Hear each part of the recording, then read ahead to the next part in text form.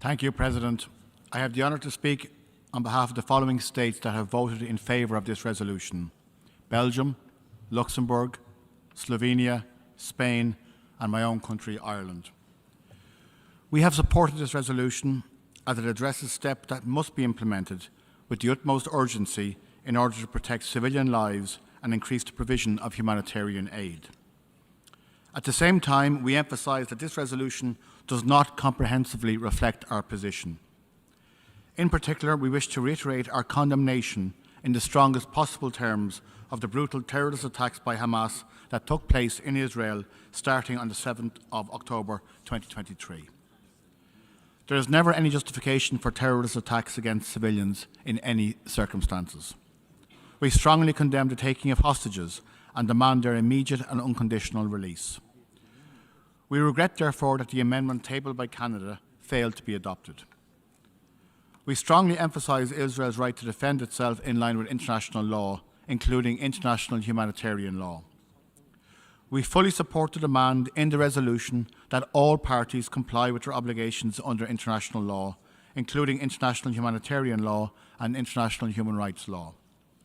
We additionally emphasise the prohibitions under international humanitarian law of the taking of hostages and of the use of civilians as human shields, and the requirement to avoid locating military objectives within or near densely populated areas. These are serious violations of the rule of law which put civilians at unconscionable risk. We fully support calls for humanitarian pauses and humanitarian corridors.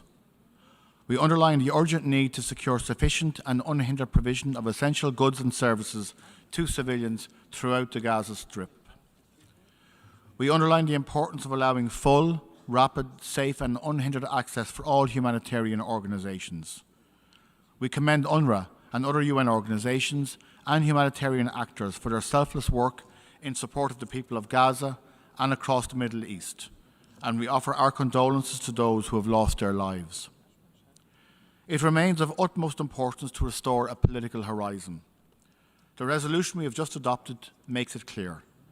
We reaffirm that a just and lasting solution to the Israeli-Palestinian conflict can only be achieved by peaceful means, based on the relevant United Nations resolutions and in accordance with international law and on the basis of the two-state solution.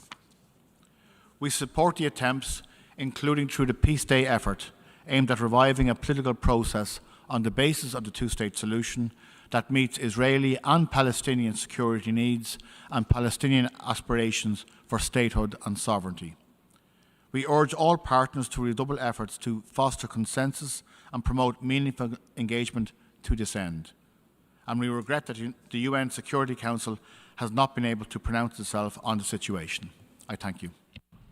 This has been the Nod News Network. Transmission complete.